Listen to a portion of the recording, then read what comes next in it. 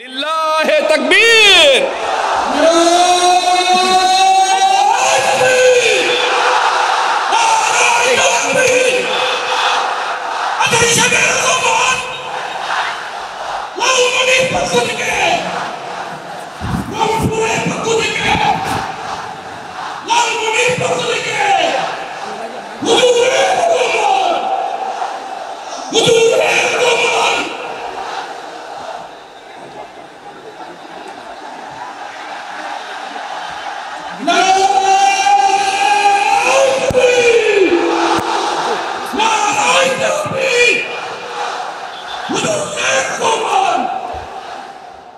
সকল প্রশংসার মালিককে, সকল ক্ষমতার উৎসকে। কেউ যেটা পারে না পারে কে, কেউ যেটা দেখে না দেখে কে, কেউ যেটা দেয় না দেয় কে। সে আল্লাহ রাব্বুল ইজ্জত ওয়াল জালালের দরবারে আমরা শুকর গুজার হচ্ছি। আমরা সবাই আওয়াজ করে পড়ে নিচ্ছি কালিমাতু শুকর আলহামদুলিল্লাহ। গলা ছেড়ে দিয়ে আওয়াজ করে, প্রিয় লালমনিরহাটের ভাইয়ের আওয়াজ করে সবাই পড়ুন রব্বানা লাকাল হামদ হামদান কাসীরান তাইয়িবান মুবারাকান ফীহি ইয়া রাব্বি লাকাল হামদু কামা ইয়ানবাগি লিজালালি ওয়াজহিকা ওয়া আযীমি সুলতানিকা লাকাল হামদু বিল ঈমান লাকাল হামদু বিল ইসলাম লাকাল হামদু বিল কুরআন। আমরা আল্লাহ রাব্বুল ইজ্জত ওয়াল জালালের দরবারে শুকরিয়া জ্ঞাপনের পাশাপাশি আজকের এই প্রোগ্রামের ইন্তেজামিয়া কমিটি, ইসলামিক সোসাইটি লালমনিরহাটকে অন্তরের অন্তঃস্থল থেকে ধন্যবাদ জানাতে চাই, শুভেচ্ছা জানাতে চাই। যারা দীর্ঘদিন টানা পরিশ্রম শেষে আজকে লালমনিরহাট জেলায়, যেটা আমার বেসিকলি রংপুর বিভাগের প্রোগ্রাম ছিল, এই ঐতিহাসিক প্রোগ্রামের আয়োজন তারা করেছে, আলহামদুলিল্লাহ। আজকের প্রোগ্রামে সম্মানিত সভাপতি, প্রধান অতিথি, বিশেষ অতিথি, মঞ্চে উপবিষ্ট আপনাদের অত্র এলাকার মা ও মাটির সন্তানেরা, নেতৃবৃন্দ, কমিউনিটি লিডার্স, লালমনিরহাট জেলার সম্মানিত ব্যবসায়ী ভাইয়েরা, চাকরিজীবী ভাইয়েরা, ছাত্র ভাইয়েরা, ভলান্টিয়ার্স ভাইয়েরা এবং লালমনিরহাট জেলা স্টেডিয়ামে অবস্থানরত আমার মা এবং বোনেরা, আমি আপনাদের সবাইকে অন্তরের অন্তঃস্থল থেকে শুভেচ্ছা জানাতে চাই, ধন্যবাদ জানাতে চাই যে আপনারা এত চমৎকার একটি প্রোগ্রামের আয়োজন করেছেন। প্রিয় ভাইয়েরা, আপনারা জানেন যে আমি প্রতি বিভাগে একবার করে সফর করছি। তো সেই সুবাদে রংপুর বিভাগের প্রোগ্রামটা আমি লালমনিরহাটে দিয়েছি এবং আমি আশ্বস্ত হয়েছিলাম যে লালমনিরহাটের প্রোগ্রাম খুবই গোছালো হবে, সুষ্ঠু হবে, শান্ত হবে। সেটার নমুনা আলামত আমি দেখতে পাচ্ছি, আলহামদুলিল্লাহ। সবাই খুবই সুশৃঙ্খল, লক্ষ লক্ষ তাওহীদি জনতা, পেছনে অনেকে জায়গা পায় নাই কিন্তু কোনো আওয়াজ নাই, সবাই দাঁড়িয়ে আছে। এলইডি স্ক্রিন আছে, আপনারা স্ক্রিনে দেখতে পাচ্ছেন, আলহামদুলিল্লাহ। আমি সবাইকে দেখতে পাচ্ছি, মাশাআল্লাহ মাশাআল্লাহ। শান্ত হয়ে আপনারা বসুন, অল্প কিছু সময় কথা বলার সুযোগ আমি পাবো।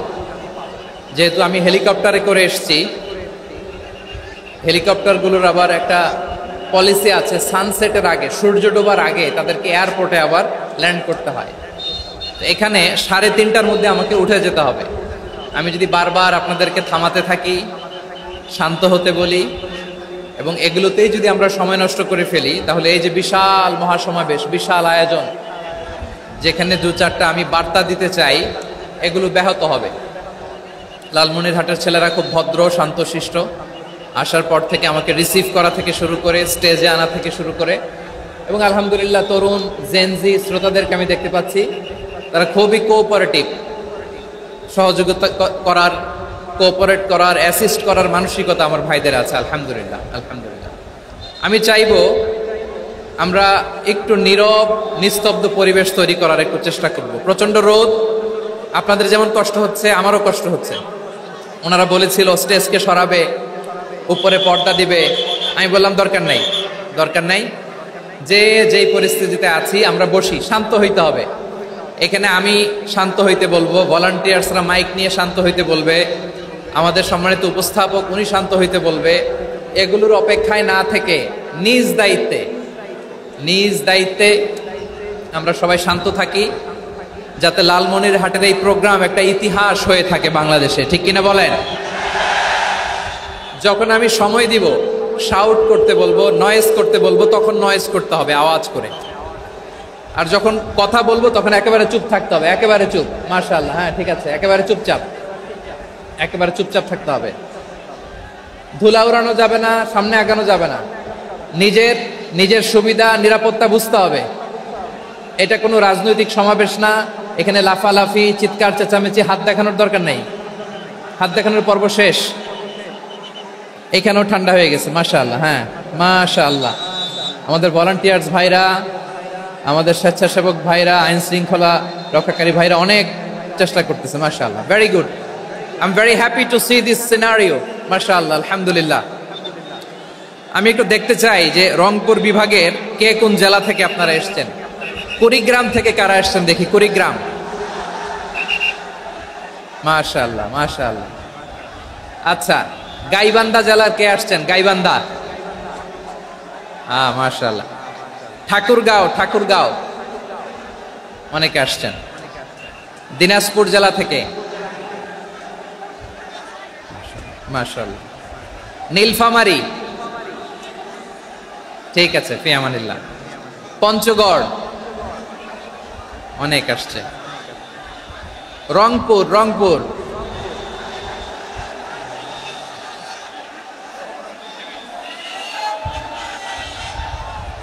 মাশাআল্লাহ মাশাআল্লাহ, ঠিক আছে। লালমনিরহাটের কারা দেখি, লালমনিরহাট।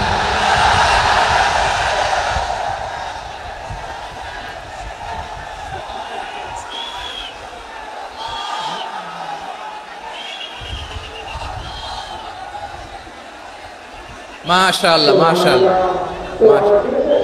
মাশাআল্লাহ।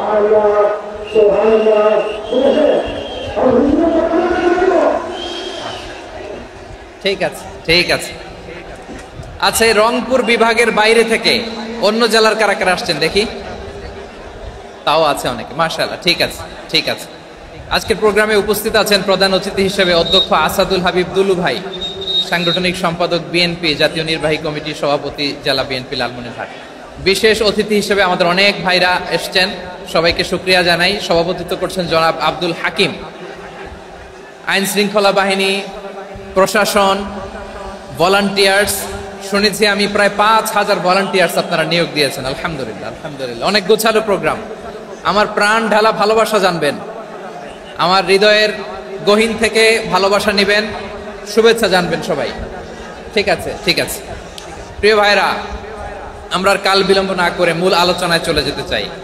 আজকে যে টপিকের উপর আমি কথা বলবো, টপিকটা হচ্ছে peaceful coexistence and communal harmony, শান্তিপূর্ণ সহাবস্থান এবং সাম্প্রদায়িক সম্প্রীতি। আমাদের বাংলাদেশে সাম্প্রদায়িক সম্প্রীতি আছে না নাই? আবহমান কাল থেকে আমরা মুসলিম, হিন্দু, বৌদ্ধ, খ্রিস্টান, পাহাড়ি, নৃগোষ্ঠী মিলেমিশে একাকার, আমরা সবাই মিলে বাংলাদেশ। আওয়াজ করে বলেন ঠিক কিনা? আমাদের পারস্পরিক সম্প্রীতি, ভালোবাসা, সৌহার্দ্যপূর্ণ আচরণ, বোঝাপড়া, এটা বেশ মজবুত। তবে মাঝে মাঝে আমাদের এই সম্প্রীতির ভেতরে অনেকে ফাটল ধরাতে চায়। আমরা যে সুখে আছি, শান্তিতে আছি, এটা অনেকের ভালো লাগে না, ঠিক কিনা বলেন? আমাদের মধ্যে সাম্প্রদায়িক সম্প্রীতি, সৌহার্দ্যপূর্ণ আচরণ, ভালোবাসা, এটা আবহমান কাল ধরে আছে। তার প্রমাণ, আমরা তাফসিরুল মাহফিলের আয়োজন করলে আমাদের হিন্দু ভাইরা ডিস্টার্ব করে না, ঠিক কিনা? এবং আমি যদি বলি হাত তোলেন, হিন্দু ধর্মের কারা কারা এসেছেন, কত শত কত হাজার যে হাত উঠবে, আপনি অবাক হয়ে যাবেন। আমি চাচ্ছি না হাত উঠাতে। খুলনাতে সর্বশেষ যে আমি প্রোগ্রাম করে গেলাম, সেখানে কয়েকশো হিন্দু ভাই আসছে আমাদের আলোচনা শুনতে, আলহামদুলিল্লাহ। অনেক বৌদ্ধরা আসে, অনেক খ্রিস্টানরা আসে। এবার সফরেও অনেক হিন্দু ভাইরা আমার সাথে দেখা করেছে, তারা বলেছে হুজুর আমরা আপনার আলোচনা শুনি, আলহামদুলিল্লাহ বলেন। So it's our responsibility to present our religion to our non-Muslim brothers and sisters. আমাদের অমুসলিম ভাই বোনদের কাছে ইসলামের সৌন্দর্য তুলে ধরা এটা আমাদের দায়িত্ব। We all are the ambassador of Islam.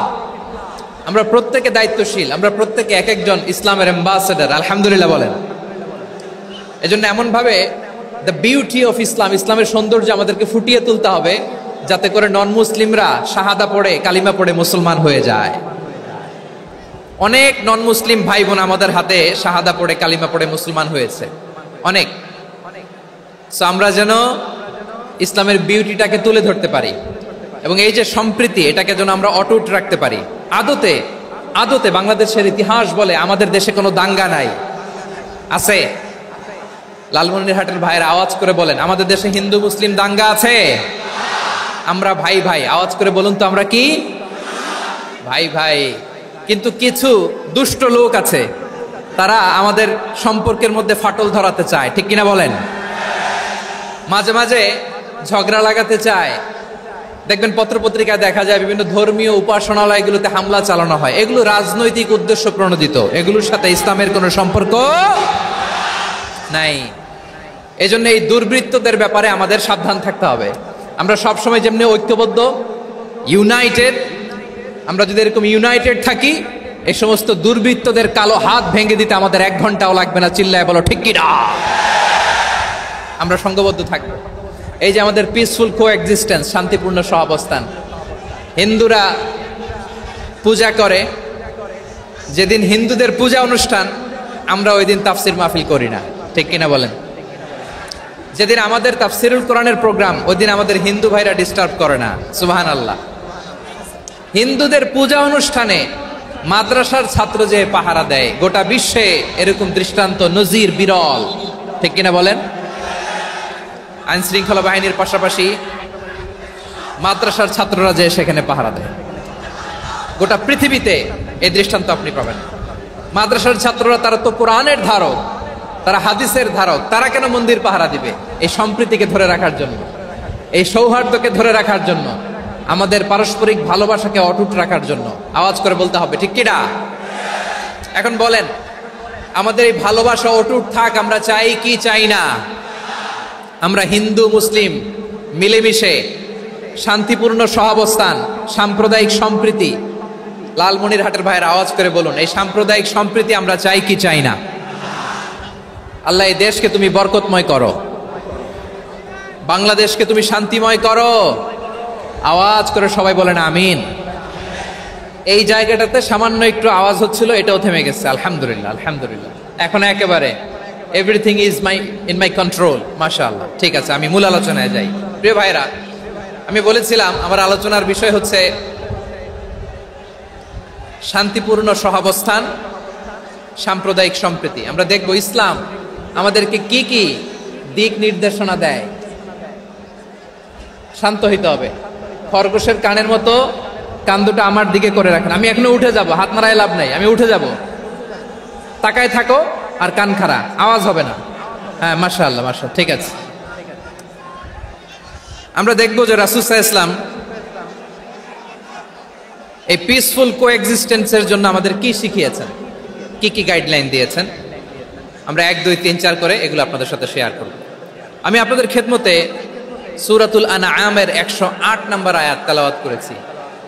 এখানে আল্লাহ রাব্বুল ইজ্জা ওয়াল জালাল তিনি ইরশাদ করছেন, ওয়ালা তাসুবুল্লাযীনা ইয়াদউনা মিন দুনিল্লাহি ফায়াসুবুল্লাহা আদওয়াম বিগাইরি ইলম কাযালিকা যায়্যান্না লিকুল্লি উম্মাতিন আমালাহুম সুম্মা ইলা রাব্বিহিম মারজিউহুম ফায়ুনাব্বিউহুম বিমা কানু ইয়ামালুন। রব্বুল আলামিন বলেন, গোলাম ও আমার ইমানদার বান্দারা শোনো শোনো, ও আমার বিশ্বাসী বান্দারা শোনো শোনো, লা তাসুবুল্লাযীনা ইয়াদউনা মিন দুনিল্লাহ ফায়াসুবুল্লাহা আদওয়াম বিগাইরি ইলম। ও আমার বিশ্বাসী বান্দারা, যারা আল্লাহকে ব্যতি রেখে, আল্লাহকে বাদ দিয়ে অন্য উপাস্যকে ডাকে, দেবীর পূজা করে, দেবতাদের পূজা করে, তোমরা খবরদার তাদের গালি দিও না। আওয়াজ করে বলেন, কি দিও না? আল্লাহ বলেন, ও বিশ্বাসীরা শোনো, যারা আল্লাহকে বেছে রেখে দেব দেবীর পূজা করে, অন্য উপাস্যের পূজা করে, তাদেরকে ডাকে, ওই দেবতাদেরকে তোমরা গালি দিও না। যদি ওই দেবতাদেরকে গালি দাও, তাহলে ভুলবশত, শত্রুতাবশত তারা তোমাদের রব আল্লাহকে গালি দেবে, ঠিক কি না? তোমরা যদি তাদের দেবতাদের গালি দাও, ওরা রেগে তোমার আল্লাহরে গালি দিবে, তাহলে আল্লাহরে গালি খাওয়ানোর কারণ হয়ে গেলাম আমি, ঠিক কি না? বলেন।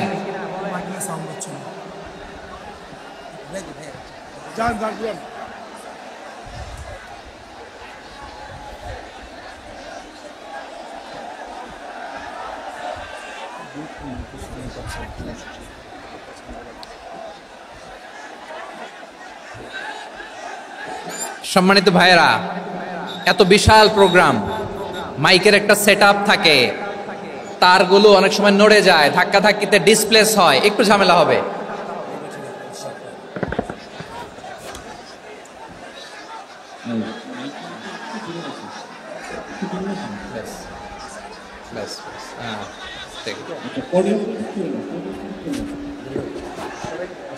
ঠিক আছে, একটু একটু সমস্যা হবে মাঝে মাঝে।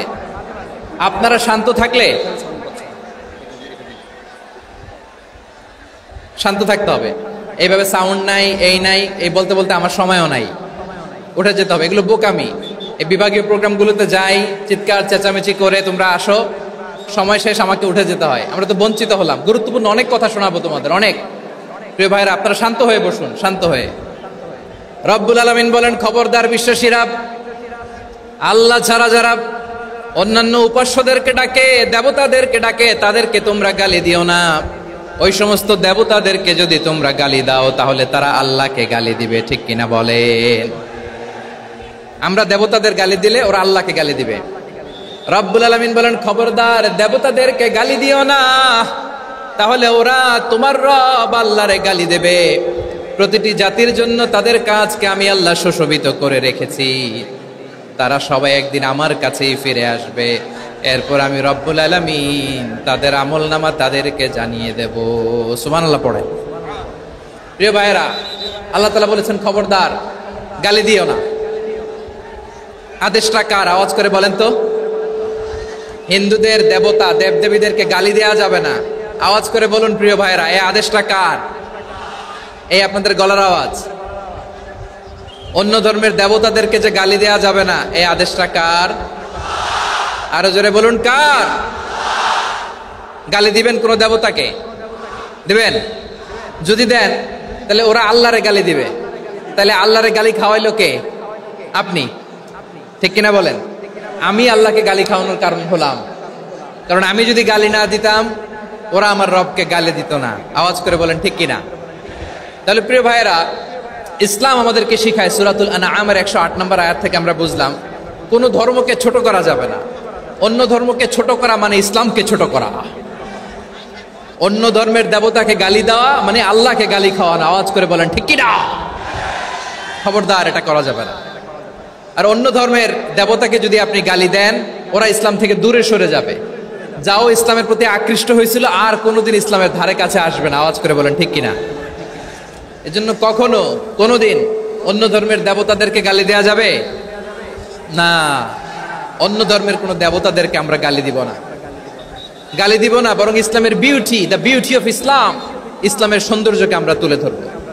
আমরা যদি বিশ্বনবী সাল্লাল্লাহু আলাইহি ওয়াসাল্লামের জীবনের দিকে তাকাই, তাহলে আমি দেখব বিষ্ণু ঈসা ইসলাম মক্কাতে কিংবা মদিনাতে অন্য ধর্মের লোকদের সাথে খুব পিসফুলি লাইফ লিড করেছেন। হোক মুশরিক, হোক খ্রিস্টান, হোক ইহুদি, বিশ্বনবী সবার সাথে মিলেমিশে ছিলেন। আলহামদুলিল্লাহ বলেন। ইসলাম হচ্ছে পিসফুল রিলিজিয়ান। অন্য ধর্মের প্রতি সহনশীলতার সবক ইসলাম আমাদেরকে দেয়।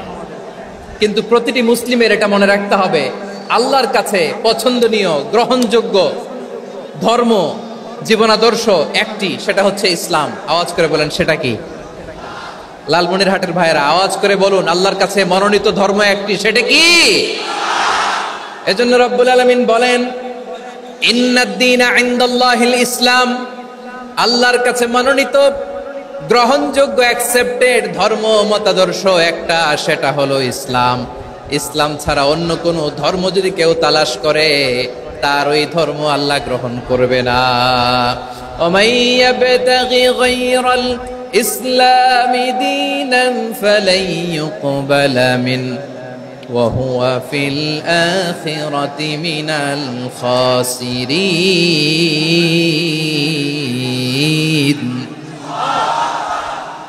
Whoever seek anything except Islam, that won't be accepted from him, and he will be loser in the day of judgment. কিয়ামতের দিন ইসলাম ছাড়া কেউ যদি অন্য কোনো ধর্ম তালাশ করেছে দুনিয়াতে, তার এই মতাদর্শ গ্রহণ করা হবে না, and he will be loser, সে হবে লুজার, ক্ষতিগ্রস্ত, হাই হাই কোম্পানির ম্যানেজার, ওর আমও শেষ, সালাও শেষ। আওয়াজ করে বলেন ঠিক কি না? এজন্য ইসলাম পেয়ে আমরা খুশি না বেজার? প্রত্যেক নামাজ শেষে আমরা আল্লাহরে বলি, আল্লাহ রাদিতু বিল্লাহি রাব্বা ওয়া বিল ইসলামি দীনা ওয়া বি মুহাম্মাদিন নাবিয়ান ওয়া রাসূলা। ও আল্লাহ, তোমারে রব হিসেবে পেয়ে আমরা খুশি। ও আল্লাহ, ইসলামকে ধর্ম হিসেবে পেয়ে আমরা খুশি। বিশ্ব নবীকে আমাদের রাসূল পেয়ে আমরা খুশি। ঠিক কিনা বলেন? ইসলাম ছাড়া অন্য কোনো ধর্ম আমরা গ্রহণ করব না। ঠিক কিনা বলেন? আল্লাহর কাছে অ্যাকসেপ্টেড রিলিজিয়ান একটা, সেটা ইসলাম। তো বিশ্বনবী সাল্লাল্লাহু আলাইহি ওয়াসাল্লাম মক্কাতে কিংবা মদিনাতে খুব পিসফুলি এক্সিস্ট করেছেন, যে কোনো ধর্মের সাথে মিলেমিশে চলেছেন। তার প্রমাণ আমরা যদি রাসূল সাল্লাল্লাহু আলাইহি ওয়াসাল্লামের বায়োগ্রাফির দিকে তাকাই, তাহলে দেখব তিনি মুশরিকদের সাথে পিস ট্রিটি করেছেন, শান্তি চুক্তি, পিস ট্রিটি, পিস এগ্রিমেন্ট। আপনারা হুদাইবিয়ার সন্ধির নাম শুনেছেন? আমার লালমনিরহাটের কলিজার টুকরা ভাইয়েরা, হুদাইবিয়ার সন্ধির নাম আপনারা শোনেন নাই? 6ষ্ঠ হিজরিতে বিষ্ণু ঈসা ইসলাম মুশরিকদের সাথে এই ট্রিটি করেছেন, চুক্তি। কাদের সাথে? মুশরিকদের সাথে। আমরা তো মুসলমান বসতে পারি না, আমরা দুই মুসলিম ভাই একসাথে বসে চা খেতে পারি না, গল্প করতে পারি না। বিষ্ণু ঈসা ইসলাম মুশরিকদের সাথে ট্রিটি করেছেন, হুদাইবিয়ার সন্ধি। এই সন্ধির আগে মক্কা থেকে কেউ মদিনায় যেতে পারে না, মদিনা থেকে কেউ মক্কায় যেতে পারে না। কিন্তু এই সন্ধির পরে ট্রাফিক স্বাভাবিক হয়ে গেল, মক্কার লোকেরা মদিনায় আসতে পারে, মদিনার লোকেরা মক্কায় আসতে পারে। এটাকে বলে সুলহে Hudaibiya, the peace agreement of Hudaibiya, শান্তি চুক্তি।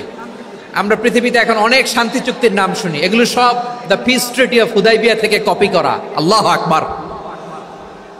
তাহলে বিশ্বনবী সাল্লাল্লাহু আলাইহি সাল্লাম তিনি যে শান্তিপূর্ণ সহাবস্থানে বিশ্বাসী ছিলেন,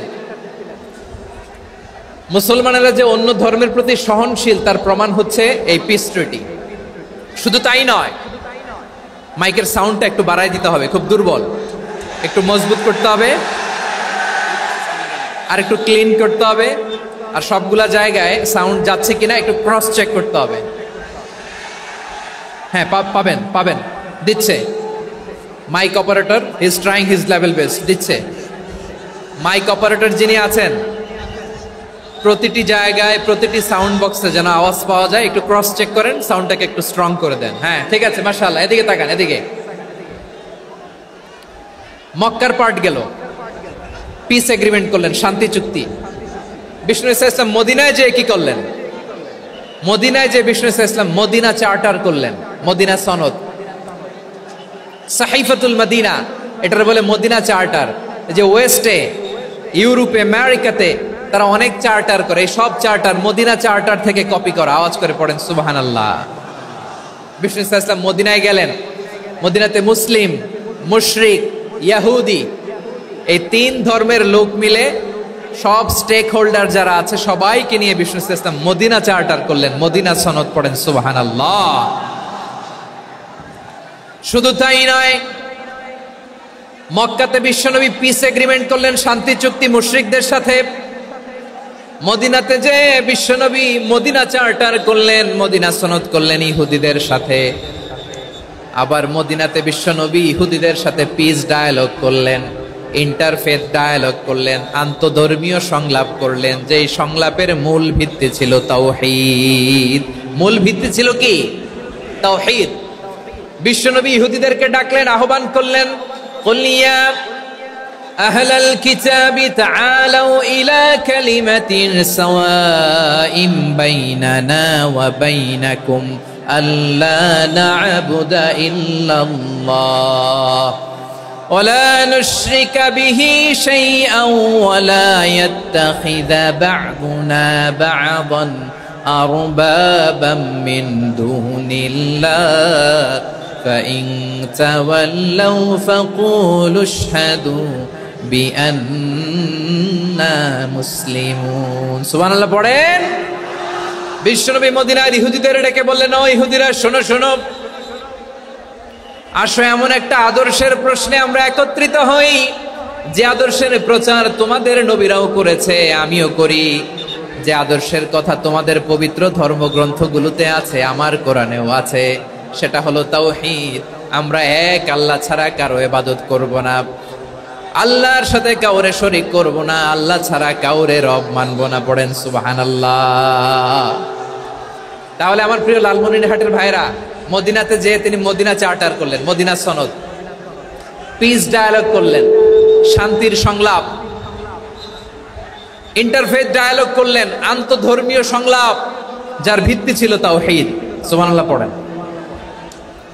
তাহলে অন্য ধর্মের প্রতি সব সময় ইসলাম সহনশীল, টলারেন্স।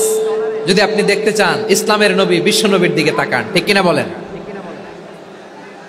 আমরা তো সংখ্যালঘুদের রাইটস প্রোটেক্ট করার জন্য কত আইন বানাই, কত বৈঠক করি, কত সংবাদ সম্মেলন করি। বিশ্বনবী সাল্লাল্লাহু আলাইহি ওয়াসাল্লাম সংখ্যালঘুদের রাইটসের ব্যাপারে, অধিকারের ব্যাপারে যে কথা বলেছেন, শুনলে আপনি অবাক হয়ে যাবেন। বিশ্বনবী বলেন, আলা মান যালামা মুআহাদান আও ইনতাকাসাহু আও কাল্লাফাহু ফাওকা তাআতিহি আও কাল্লাফাহু ফাওকা তাকাতিহি আও আখাযা মিনহু শাইআন বিগাইরি তিবি নাফসিন ওয়া আনা হাজিজুহু ইয়াউমাল কিয়ামা। খবরদার, জেনে রাখো, কেউ যদি কোনো সংখ্যালঘুর উপরে অত্যাচার করে, কোনো সংখ্যালঘুর প্রাপ্য থেকে যদি কেউ কাউকে ঠকায়, সংখ্যালঘুর উপর যদি কেউ কষ্ট দেয়, কোনো সংখ্যালঘুর সম্পদ যদি কেউ জোর করে কেড়ে নেয়, আমি কিয়ামতের দিন বিশ্বনবী ওই সংখ্যালঘুর পক্ষে আর ওই মুসলমানদের বিপক্ষে বাদী হয়ে দাঁড়াবো। সুবহানাল্লাহ বলতে পারলেন না? আল্লাহু আকবার। আপনি নামাজি, আপনি মুসল্লি, আপনি হাজী সাহেব, তাহাজ্জুদ পড়তে পড়তে কপালে দাগ ফেলে দিছেন, আপনার প্রতিবেশী হিন্দু, ভাবছেন আমার তো পাওয়ার আছে, ওর জমিটা দখল করি। বিশ্বনবী বলেন, কিয়ামতের দিন ওই হিন্দুর পক্ষে তোর বিরুদ্ধে আমি বাদী হয়ে দাঁড়াবো। পৃথিবীর কোন ধর্মে এরকম স্টেটমেন্ট পাবেন? পাবেন? আপনি ভাবছেন আপনি নামাজ পড়লে হাজী সাহেব কপালে দাগ ফেলায় দিলে আপনি সেলসেলায় জান্নাতে চলে যাবেন না? খবরদার। বিশ্বনবী বলেন, কোন সংখ্যালঘুর উপর যদি কেউ আক্রমণ করে, তার প্রাপ্য তাকে না দিয়ে যদি তাকে ঠকায়, তার উপর জুলুম করে, তার সম্পদ যদি কেড়ে নেয়, আমি নবী, তুমি মুসলিম হইতে পারো, মুসল্লি হইতে পারো, তার পক্ষে তোমার বিপক্ষে আল্লাহর দরবারে বাদী হয়ে দাঁড়াবো।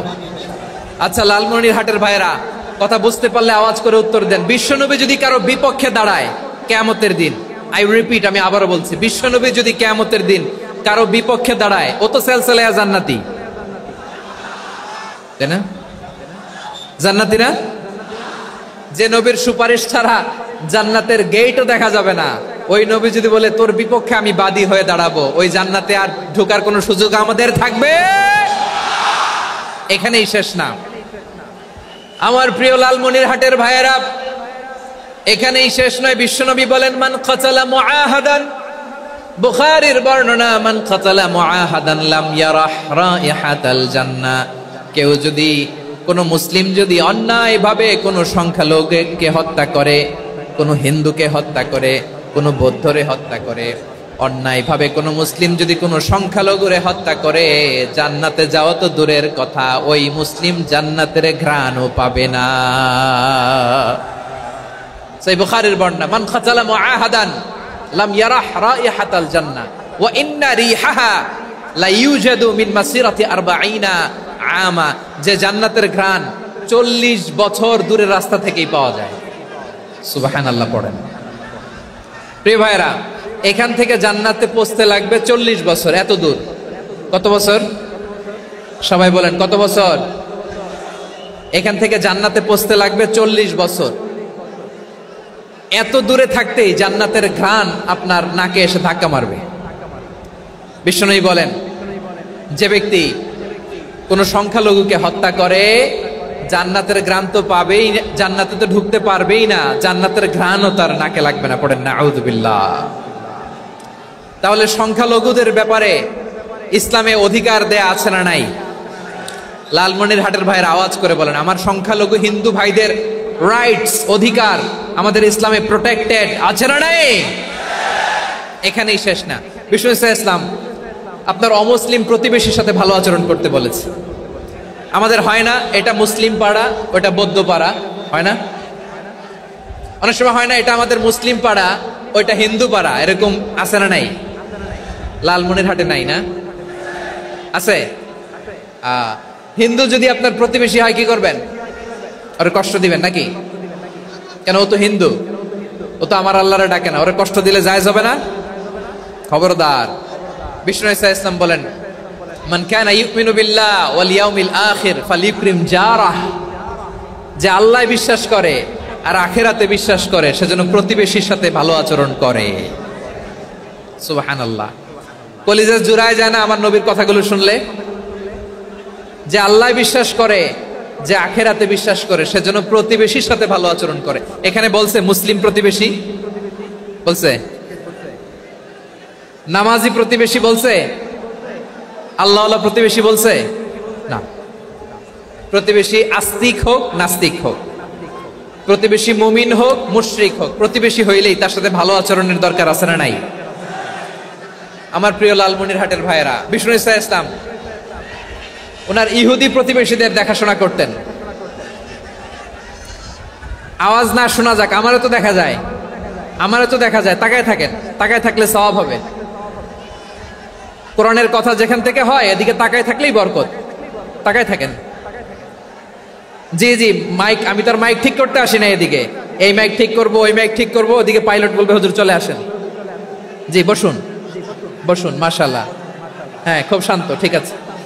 পুলিশ ভাইরা না খেয়ে দিনরাত আপনারা যাতে সুশৃঙ্খল একটা প্রোগ্রাম উপহার পান এটাই চেষ্টা করতেছে, আপনাদেরকে কষ্ট দিতে আসে নাই। একটু একটু সহযোগিতা করেন। জি মাশাআল্লাহ। হ্যাঁ, ঠিক আছে। আমার প্রিয় ভাইরা, প্রতিবেশী আস্তিক হোক নাস্তিক হোক, মুসলিম হোক হিন্দু হোক, তার সাথে ভালো আচরণ করতে হবে। বিষ্ণু ইসলাম ওনার ইহুদি প্রতিবেশীর বাসায় যেতেন। কোন প্রতিবেশী? ইহুদি। আওয়াজ করে বলেন, কোন প্রতিবেশী? ইহুদি। এক ইহুদি কিশোর বিষ্ণু ইসলামের খেদমত করতে, ইহুদি ছেলে আমার নবীর খেদমত করতো, তারা ছিল নবীর প্রতিবেশী। তো অনেক দিন হয় ইহুদি ছেলেটা আসে না। বিশ্বনবী খোঁজ দিলেন, ঘটনা কি? একটা ইহুদি ছেলে না আমার খেদমতে আসতো, ছেলেটা কই? খোঁজ নিয়ে জানলেন ছেলেটা অসুস্থ। বিষ্ণু ইসলাম ওই ইহুদির বাড়িতে চলে গেলেন ওই ছেলেটাকে দেখা করার জন্য, ভিজিট করার জন্য। সুবহানাল্লাহ পড়বেন না? গেলেন, যে দেখে ইহুদি ছেলেটা মুমূর্ষ, জান জান যায় যায় ভাব, বিছানায় পড়ে আছে, তার বাবা দাঁড়ানো। বিশ্বনবী তার মাথার পাশে বসলেন, মাথায় হাত বুলিয়ে দিলেন, আর ছেলেটাকে বললেন আসলিম, হে ইহুদি ছেলে আসলিম, ইসলাম ধর্ম গ্রহণ করো। তো ছোট্ট ছেলে ভাবে আমরা ইহুদি, এখন ইসলাম ধর্ম গ্রহণ করলে আব্বা যদি বকা দেয়, ফানাযারা ইলা ওয়াজহি আবি, ছেলেটা তার বাবার চেহারার দিকে তাকালো, দেখি আব্বা কি কয়। আব্বা যদি বলে তাইলে ইসলাম ধর্ম গ্রহণ করবে। ইহুদি ছেলেটা তার বাবার দিকে যখন তাকালো, ওর বাবা বলে আতি আবুল কাসিম, আবুল কাসিম যা বলে তাই করো। আবুল কাসিম হচ্ছে বিষ্ণু ইসলামের একটা কুনিয়াত, উপনাম। আমার রাসূলের বড় ছেলের নাম ছিল কাসেম। যেমন দেখবেন আমাদের এলাকায় কারো ছেলের বড় ছেলের নাম যদি হয় আব্দুল্লাহ, এরা আব্দুল্লাহর বাপ বলে ডাকে। কারো বড় মেয়ের নাম যদি হয় ফাতেমা, এরা কি ডাকে? ফাতেমার বাপ বলে না? তো বিষ্ণু ইসলামের বড় ছেলের নাম ছিল কাসেম। ইহুদি বাবা বলল আতি আবুল কাসেম, আবুল কাসেম যা বলে তাই শোনো, মানে মোহাম্মদ যা বলে তাই শোনো। এই কথা শুনে ছেলে সাহস পাইছে, ছেলে আবার পড়তে আরম্ভ করলো, আশহাদু আল্লাহ ইলাহা ইল্লাল্লাহ ওয়া আশহাদু আন্না মুহাম্মাদার রাসূলুল্লাহ। পড়েন আল্লাহু আকবার। বিশ্বনবীর আহ্বান শুনে ওই আহ্বানে সাড়া দিয়ে ইহুদি ছেলে শাহাদা পড়ে মুসলমান হয়ে গেল। তার হৃদয়টারে ঈমানের নূর দিয়ে আলোকিত করে দিল কে? প্রিয় ভাইরা, এবার রাসূল সাল্লাল্লাহু আলাইহি ওয়াসাল্লাম বের হয়ে আসলেন ঘর থেকে আর বললেন, আলহামদুলিল্লাহিল্লাযী আনকাযাহু মিনান নার।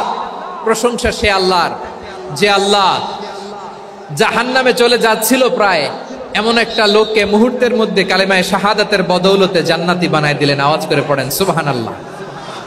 এই হাদিস থেকে আমরা কি শিখলাম? What is the moral of the story? এক নম্বর স্টোরি হলো, প্রতিবেশী ইহুদি হোক হিন্দু হোক, যাবেন, সুসম্পর্ক রাখবেন, উপহার দিবেন, বিপদে পাশে দাঁড়াবেন, তাইলেই তো আপনাদের প্রতি, মুসলমানদের প্রতি তারা আকৃষ্ট হবে, ঠিক কিনা বলেন? আপনি যদি হিন্দুদের সাথে বৌদ্ধদের সাথে নাই মিশেন, নাস্তিকের কাছে নাই যান, তো ইসলামের সৌন্দর্যটা ওরা বুঝবে কেমনে? আমার অনেক হিন্দু পরিচিত ভাই আছে, ওরা আমাদের ইফতারির প্রোগ্রামে এসে একসাথে ইফতারি করে। অনেক মদখোর আমার সাথে বসে একসাথে ডিনার করে, হাফ প্যান্ট পরা, গলায় স্বর্ণের চেইন, হাতে স্বর্ণের ব্রেসলেট, আইসা আমার সাথে ডিনার করছে, আছে এরকম। গাঁজাখোর, আমি বলে আসো, welcome welcome to my dinner, আসো বসো। বসলেই তো আমি ওর ডিএনএ, চিন্তার ডিএনএ চেঞ্জ করে দেওয়ার সুযোগ পাবো। চিল্লায় বলো ঠিক কি না? আসতে হবে আমার কাছে। Our door is open. The door of Islam is open 24/7. সব সময় আমাদের ইসলামের দরজা আমার অমুসলিম ভাইদের জন্য খোলা আছে না নাই? এই হাদিস থেকে দুইটা শিক্ষা। এক নম্বর শিক্ষা, প্রতিবেশী মুসলিম হোক অমুসলিম হোক, যান, অসুস্থ হইলে একটু আপেল নিয়ে যান, আঙ্গুর নিয়ে যান, কমলা নিয়ে যান, তাদের সাথে ভালো আচরণ করেন। ইসলামের বিউটি দেখে, সৌন্দর্য দেখে অবাক হবে, নসিব ভালো হলে কোনোদিন কালিমা পড়ে মুসলমান হয়ে যাবে, ঠিক কিনা বলেন?